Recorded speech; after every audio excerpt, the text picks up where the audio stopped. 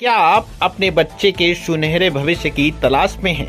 तो आइए MS public school पियरिया धर्मशाला कोयलसा आजमगढ़ में, जहां शिक्षा के साथ साथ बच्चों का सर्वांगीण विकास होता है। अनुभवी शिक्षकों द्वारा आधुनिक शिक्षा प्रणाली, स्मार्ट क्लास, अनुशासन और संस्कारों का बेहतरीन संगम। नर्सरी से लेकर उच्च कक्षाओं तक एडमिशन शुरू। आपके बच्चे के उज्जवल भविष्य की मजबूत नींव। एमएस पब्लिक स्कूल, पता पियरिया धर्मशाला कोयलसा आजमगढ़। स्क्रीन पर दिख रहे नंबरों पर आज ही संपर्क करें और अपने बच्चे का भविष्य सुरक्षित करें।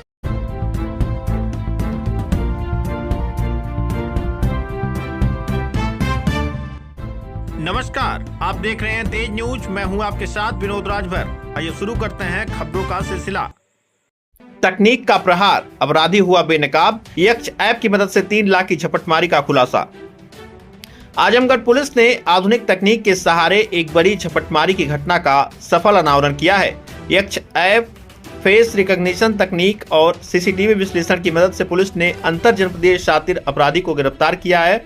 आरोपी के कब्जे से झपटी गई रकम में 2,56,000 रुपए नगद, अवैध तमंचा, कारतूस और घटना में प्रयुक्त मोटरसाइकिल बरामद की है। मामला आजमगढ़ जिले के बरदा थाना क्षेत्र का है, जहां 2 जून को एक सेल्समैन ने पुलिस को सूचना दी कि शराब बिक्री के 3,22,000 रुपए लेकर जाते समय एक अज्ञात व्यक्ति ने उसे अपनी मोटरसाइकिल पर बिठाया और रास्ते में विश्वास में लेकर रुपयों से भरा बैग लेकर फरार हो गया। घटना के बाद वरिष्ठ पुलिस अधीक्षक डॉक्टर अनिल कुमार के निर्देशन में पुलिस ने जांच शुरू की और आधुनिक तकनीक का सहारा लिया। पुलिस ने यक्ष ऐप के माध्यम से सीसीटीवी फुटेज, संदिग्ध के फोटो, फेस रिकॉग्निशन और ऑडियो रिकॉर्डिंग का विश्लेषण किया।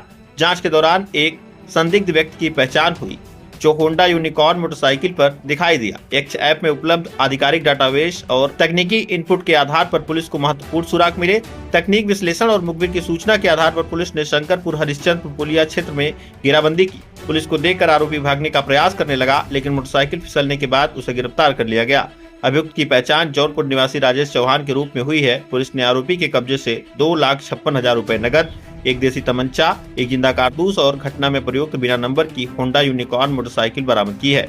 पूछताछ में आरोपी ने झपटमारी की घटना को स्वीकार भी कर लिया है। आजमगढ़ पुलिस की यह कार्रवाई तकनीक आधारित पुलिसिंग की सफलता का बड़ा उदाहरण मानी जा रही है। पुलिस का कहना है कि अपराध और अपराधियों के खिलाफ तकनीक सक्षम और प्रभावी कार्रवाई आगे भी जारी रहेगी। सुनते हैं इस संबंध में जानकारी देते हुए क्षेत्राधिकारी लालगंज भूपेश पांडे ने क्या कुछ कहा।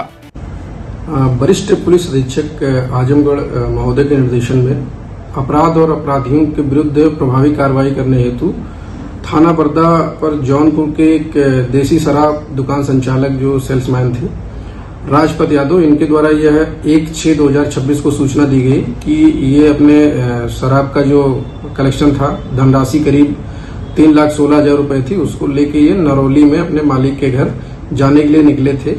जौनपुर में ही इनको एक व्यक्ति बाइक सवार मिला, जिसने इनसे रास्ता पूछा और जौनपुर से आजमगढ़ आने के लिए इनसे कहा।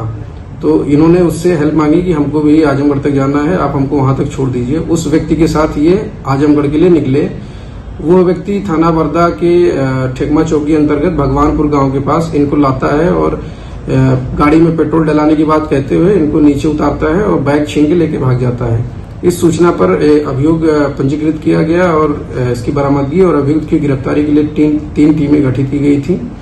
इन टीमों के द्वारा जो है यक्ष ऐप का प्रभावी उपयोग करते हुए सबसे पहले तो उस रूट पे जितने भी सीसीटीवी कैमरे थे उनकी लोकेशन प्राप्त की गई। उन सीसीटीवी कैमरों के माध्यम से कुछ फुटेज प्राप्त हुए। उन फुटेज का विश्लेषण करते हुए जब हम लोगों ने वादी को कुछ तस्वीरें दिखाई और उसने 1-2 तस्वीरों को उसमें तस्दीक किया, उनकी क्रिमिनल आईडी से जब उस आईडी को खोला गया और उसमें उन अपराधियों के जो आवाज के नमूने पहले से सेव थे उनको सुनाया गया, तो अभियुक्त की पहचान स्थापित हो पाई और वादी ने कहा कि ये आवाज हमको कुछ मिली जुली लग रही है।